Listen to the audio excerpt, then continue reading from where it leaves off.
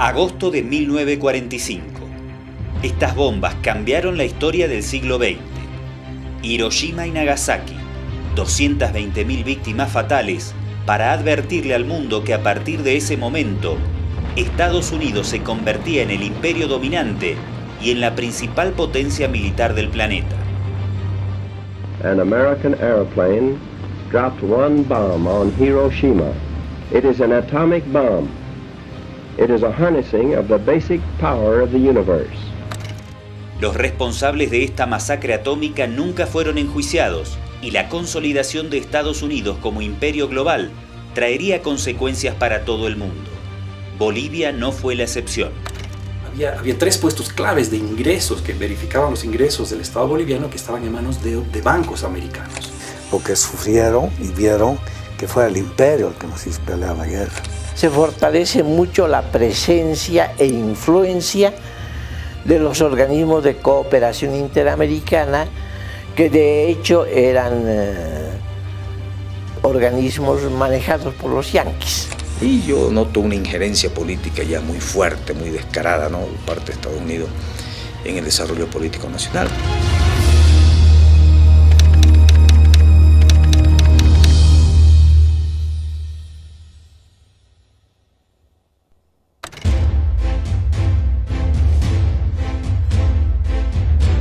Si bien el lanzamiento de las bombas atómicas es el símbolo del establecimiento de Estados Unidos como superpotencia, el proceso de formación de ese imperio comienza a forjarse mucho antes. En el año 1823, el presidente James Monroe lanza la famosa doctrina que lleva su nombre y con la que se pretendió justificar todas las intervenciones estadounidenses en la región bajo el lema de América para los americanos. Para el inicio del siglo XX, y bajo la excusa de defender los intereses de sus empresas o ciudadanos, Estados Unidos había lanzado invasiones en contra de Puerto Rico, las Islas Malvinas, México, Nicaragua, Panamá, Uruguay, Chile, Brasil, Haití, Cuba, Honduras y República Dominicana. Luego de estas invasiones, la doctrina Monroe fue reajustada. El 6 de diciembre de 1904, el presidente Theodore Roosevelt decretó unilateralmente que si cualquier país del continente amenazaba o ponía en peligro los derechos o propiedades de ciudadanos o empresas estadounidenses, Washington estaba obligado a intervenir en los asuntos de ese país para reordenarlo, restableciendo los derechos y el patrimonio de su ciudadanía y sus empresas.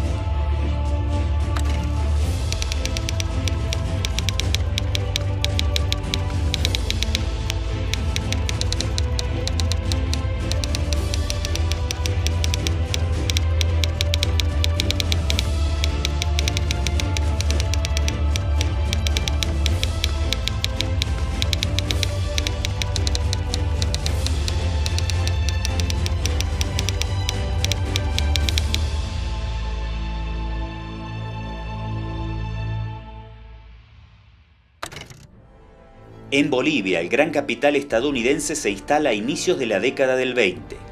El desembarco de la todopoderosa Standard Oil marca el primer paso de una larga lista de transnacionales que durante todo el siglo XX llegarán al país para saquear sus recursos naturales sin producir ningún beneficio para la población.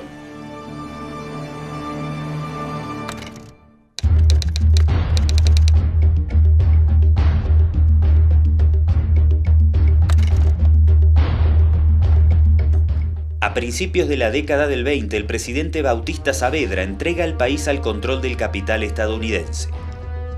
La Standard era una gigante petrolera con gran poder de lobby dentro del Congreso y los medios de prensa bolivianos. Uno de sus representantes legales en el país era el doctor José Estensoro, quien paralelamente fungía como senador y ministro del presidente Saavedra. La penetración de la petrolera en altas esferas gubernamentales no se daba únicamente en Bolivia. En 1921, el presidente de Estados Unidos, Warren Harding, designó a un directivo de la Standard como su ministro de Relaciones Exteriores.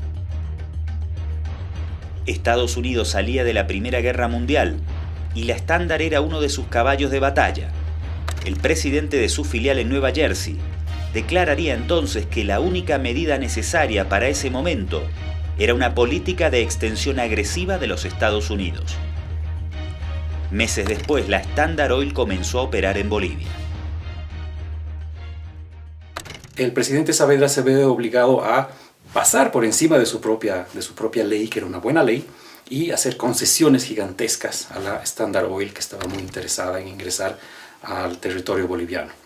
Cuando llega la Standard Oil, le promete al Estado boliviano y al presidente Saavedra que en el curso de los siguientes 5 años Bolivia iba a convertirse en un emporio mundial del petróleo. Se suponía que era lo que después se iría a convertir la Arabia Saudita de América Latina. Para materializar la promesa de transformar a Bolivia en Arabia Saudita, el Estado se vio obligado a contraer un crédito con la banca estadounidense, bajo unas condiciones que pusieron en serio entredicho la soberanía del país. Tanto fue el escándalo que Saavedra disolvió el Congreso para poder aprobar secretamente lo que se conoce como el empréstito Nicolaus. La Stiefel-Nicolaus, en el momento de otorgarle los dineros a Bolivia, pone la condición de que el directorio de los bancos iba a supervisar los ingresos del país y ver que de los ingresos del país se pague obviamente la deuda. Había 3 puestos claves de ingresos que verificaban los ingresos del Estado boliviano que estaban en manos de bancos americanos.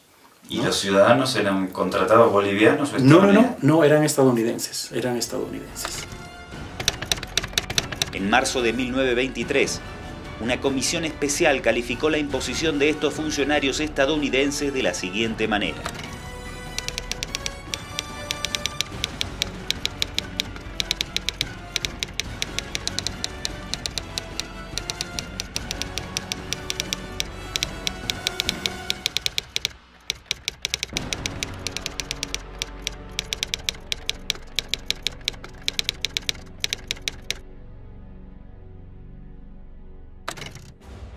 Como testimonio histórico de oposición a las políticas entreguistas de la época, figuran discursos como el de Abel Iturralde. Sus palabras anticiparían con precisión la realidad boliviana y regional en relación con la política y los capitales estadounidenses durante los 80 años siguientes.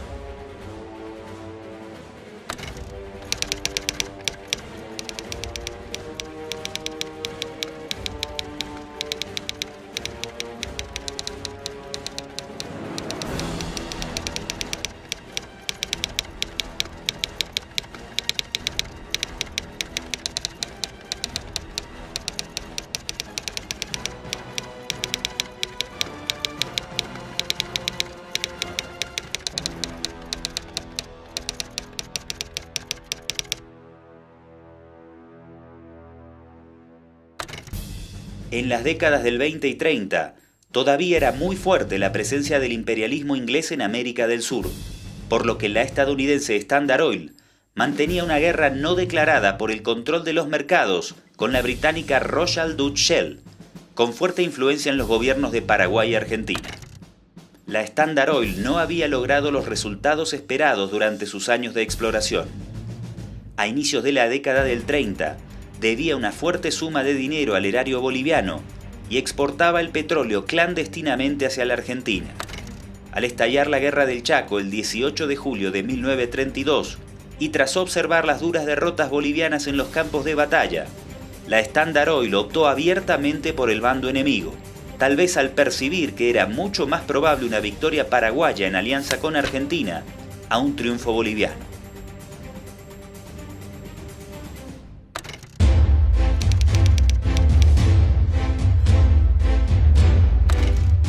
Esta fue la última gran guerra de posiciones de América del Sur. Entre 1932 y 1935, bolivianos y paraguayos se enfrentaron por el control del Chaco Boreal, en una contienda sangrienta que dejó un saldo estimado de 100.000 muertos y heridas profundas en ambas sociedades.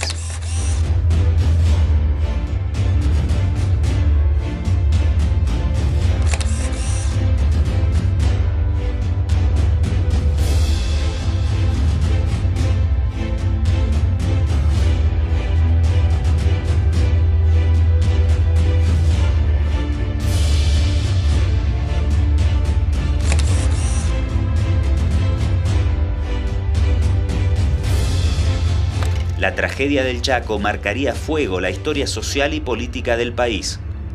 Una derrota que unió por primera vez a los bolivianos en los campos de batalla y determinó, tras su finalización, la irrupción de corrientes y movimientos nacionalistas que a partir de entonces y durante 20 años se disputarían el poder con la oligarquía minera aliada a Estados Unidos.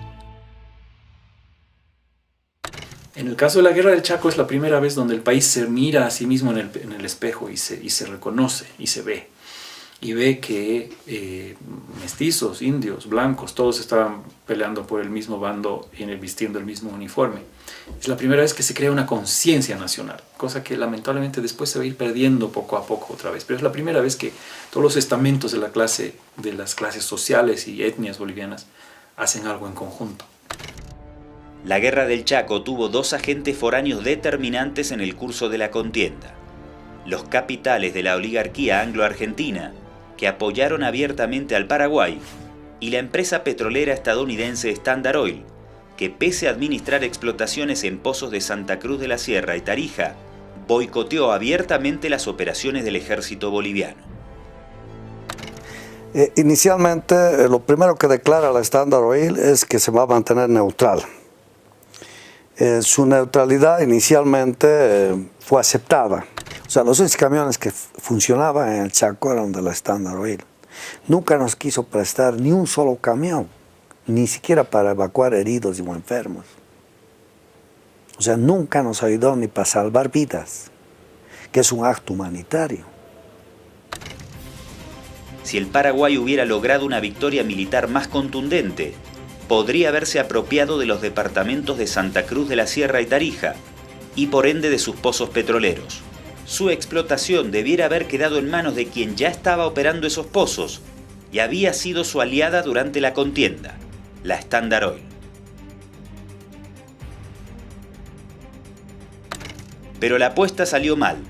Paraguay se impuso, pero no de manera tan contundente como para ocupar los pozos petroleros del lado boliviano.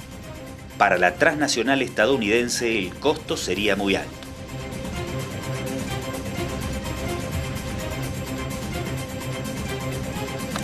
Entonces, ¿qué pasaba? Que no nos querían ni siquiera vender combustible a los bolivianos, aduciendo su neutralidad. O sea, nuestro combustible no quería vendernos.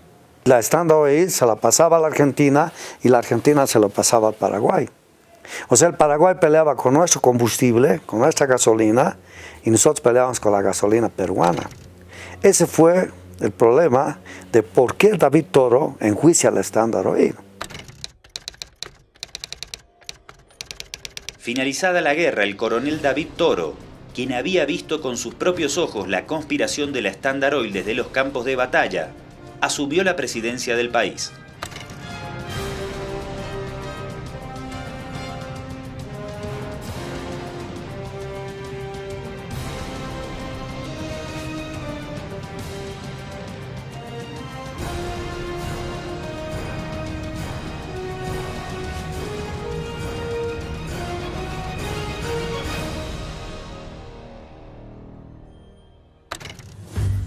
A inicios de la década del 30, Estados Unidos atraviesa una gran depresión económica.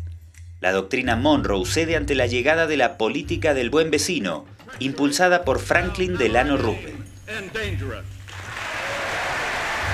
Las invasiones militares directas serán más excepcionales, y el lineamiento que se impondrá será el apoyo a las dictaduras militares. Un caso que resume esta parábola es el de Augusto César Sandino, quien logra resistir a la invasión de Estados Unidos en Nicaragua durante 6 años. Ante la retirada de las tropas ocupantes, Sandino firma la paz con las autoridades locales, pero es traicionado por el jefe de la Guardia Nacional, quien acuerda su asesinato con el embajador de Estados Unidos y posteriormente instala una dictadura que durará 42 años.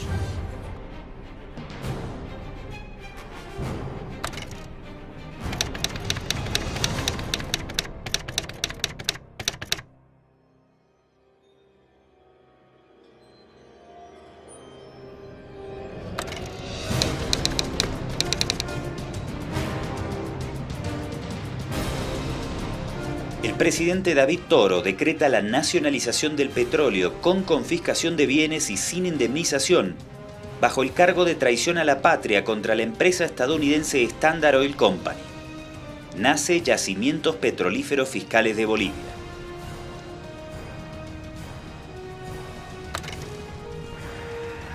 El Departamento de Estado congela las ayudas a Bolivia y durante varios años presiona a La Paz para lograr una indemnización. Esa oportunidad se presentaría en 1941, tras la salida del Palacio Presidencial de los militares nacionalistas Toro y Germán Bush.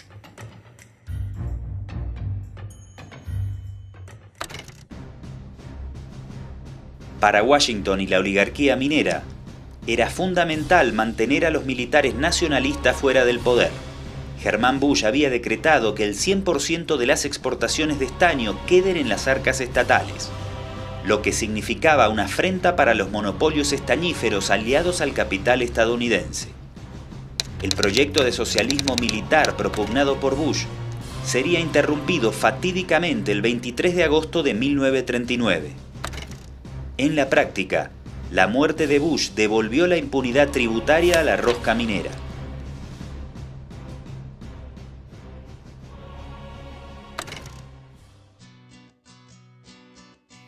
Durante 50 años, la primera mitad del siglo XX, las exportaciones bolivianas dependieron en un 90% de la minería.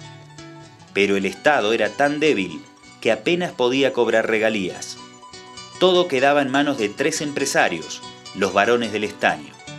Con su inmenso poder económico, Carlos Aramayo, Mauricio Hochschild y Simón Patiño se habían acostumbrado a manipular a los gobiernos de acuerdo a sus intereses particulares.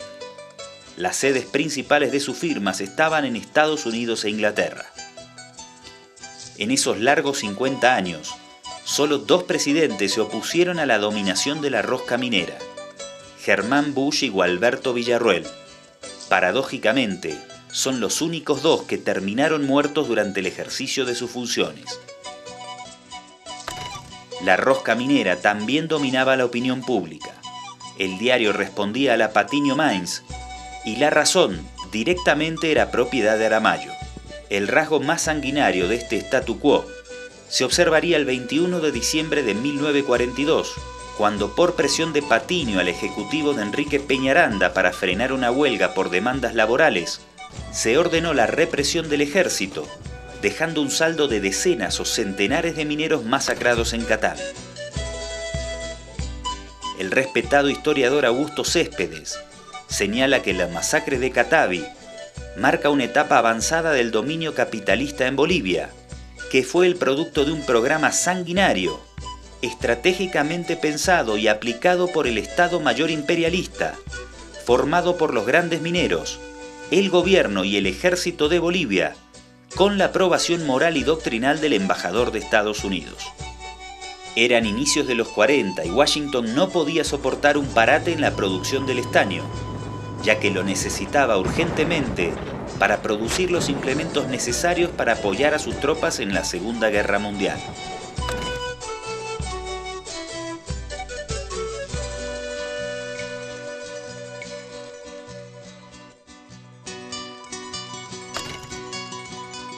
En ese marco, Estados Unidos ofrece al presidente Peñaranda un crédito de $29 millones bajo 2 condiciones: indemnizar a la Standard Oil y declarar la guerra al eje liderado por la Alemania de Hitler.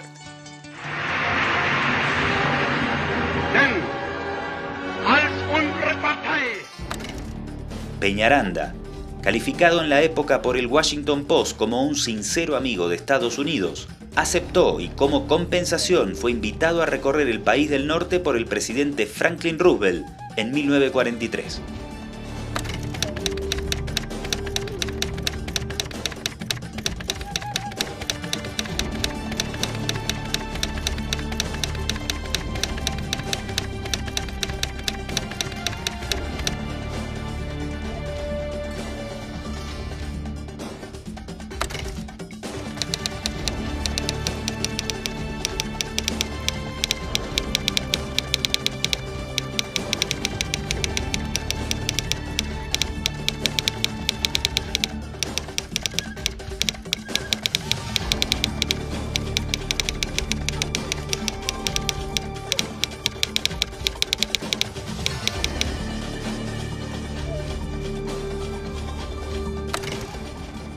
Los 29 millones de dólares aprobados por Roosevelt debían servir, según la visión de Washington, para alejar a Bolivia de las políticas nacionalistas y desarrollar una economía más afín a los intereses estadounidenses.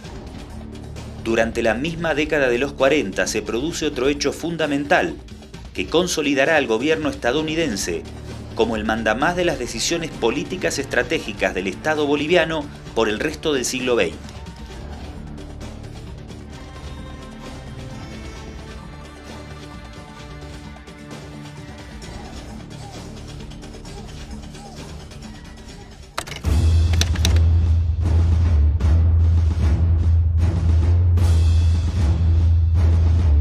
Hay una misión de Bohan, un asesor técnico yanqui.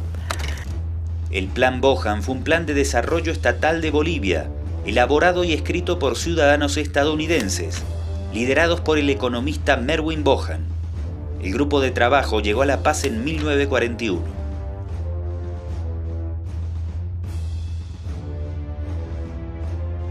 Para la prensa dominante afín a los intereses estadounidenses y oligárquicos, el recibimiento de Bohan no fue el de un simple asesor económico, sino que más bien fue presentado como un estadista y salvador.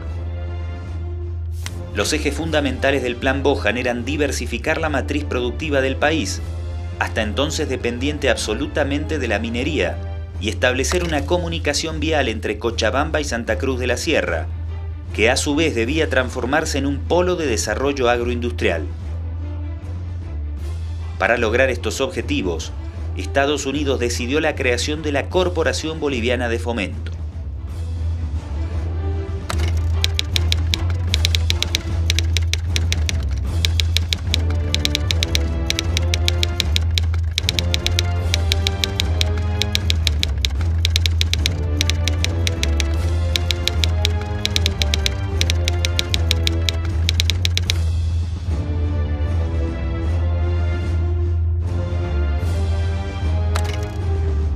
Aunque formalmente era una entidad estatal boliviana, las autoridades del país solo tenían la potestad para elegir a la mitad del directorio de la Corporación de Fomento. Sus proyectos debían contar con la aprobación de personal estadounidense y posteriormente del Export-Import Bank, con sede en Washington. En pocas palabras, la principal dependencia estatal ocupada del desarrollo del país fue en sus inicios financiada y manejada enteramente desde Washington.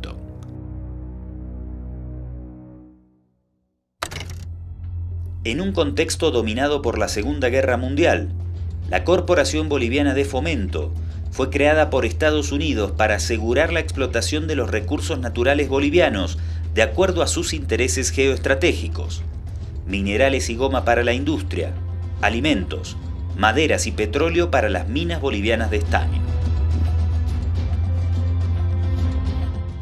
Adicionalmente, sirvió para impulsar las políticas de libre mercado dentro del país, incluyendo la promoción de capitales estadounidenses en la explotación petrolera. Este informe prácticamente fue seguido casi literalmente por todos los gobiernos. ¿Hasta ahora? Con el paso de los años, la influencia de Washington en el organismo disminuiría fuertemente, lo que concluyó con su disolución mediante el decreto 21060 en 1985.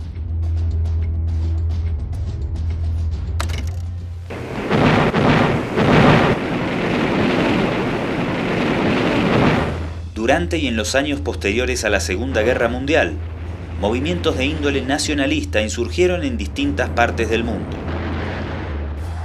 Yo he dicho infinitas veces que estábamos en contra de toda política internacional imperialista. Nos hemos indignado ante los ataques cobardes de los aviadores mercenarios norteamericanos. En Bolivia nace en 1941 el Movimiento Nacionalista Revolucionario. 2 años más tarde, muchos de sus dirigentes participan activamente del gobierno liderado por Gualberto Villarruel, un militar progresista que impulsó distintos proyectos de inclusión social, sustentados en la redacción de una nueva constitución. Villarroel suprimió el pongueaje y el mitanaje, políticas impuestas desde la época de la colonia para explotar a los pueblos originarios. Además, convocó en mayo de 1945 al primer Congreso Campesino en la historia de Bolivia. Y Estados Unidos, inmediatamente que se consolida el gobierno de Villarroel, le quita, no le da nunca su, le da, o sea, tiene dificultades para reconocerlo y envía memorándum e instructiva a los gobiernos de Latinoamérica para que ese gobierno no sea reconocido porque, según Estados Unidos, representaba los intereses del nazismo en América Latina. Entonces, Estados Unidos actúa de una manera que objetivamente debilita al gobierno de la precursor de la Revolución Nacional, el presidente Villarroel. Y ahí yo noto una injerencia política ya muy fuerte, muy descarada, ¿no?, por parte de Estados Unidos en el desarrollo político nacional. Para Estados Unidos se trataba de la llegada del nazismo a Bolivia. La acusación de aliado de Hitler y del peronismo argentino le vino como anillo al dedo a la oligarquía local, que a través de sus medios de comunicación orquestó una permanente campaña de desprestigio en su contra.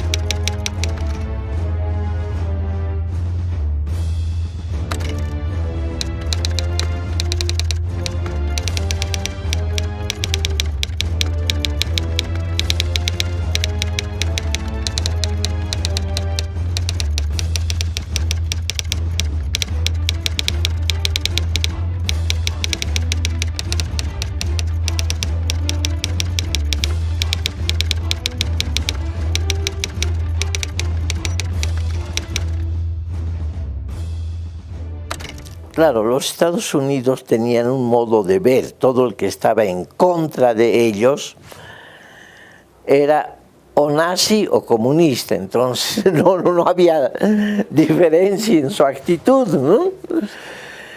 Entonces, al mismo tiempo de que hablaban de que el gobierno de Villarroel era un gobierno pro-nazi, decían que la izquierda boliviana, el comunismo boliviano lo apoyaba a Villarroel y que eso habría que tener cuidado, etcétera, etcétera. Villarroel hizo evidentes esfuerzos por acercar posiciones con Estados Unidos y quitarse de encima el mote de nazi. Incluso expulsó a una larga lista de ciudadanos alemanes y japoneses, tal como se lo exigía Washington.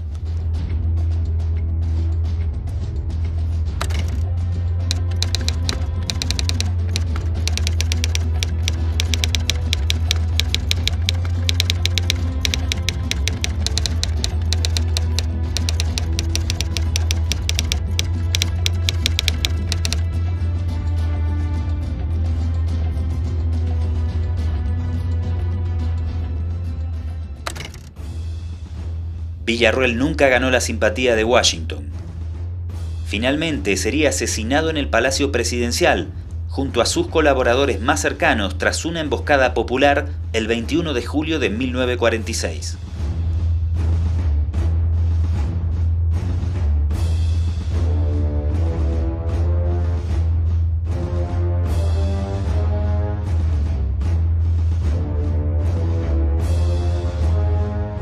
Lejos de condenar el asesinato y posterior colgamiento del presidente de la República, la prensa justificó plenamente los hechos, bajo el argumento de que se había terminado con el nazifascismo en Bolivia.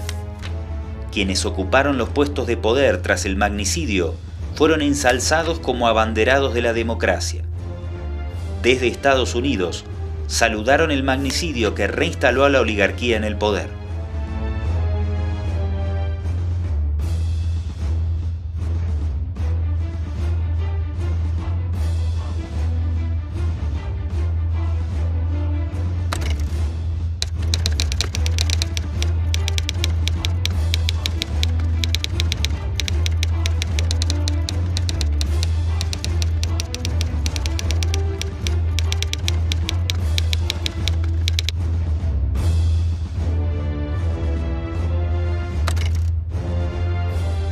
Villarroel fue la última expresión del socialismo militar boliviano.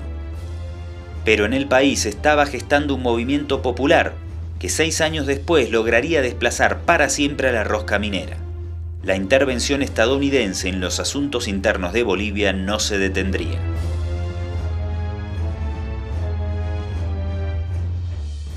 Aquí está, por primera vez para el gran público boliviano, la voz viva del presidente colgado, Gualberto Villarroel.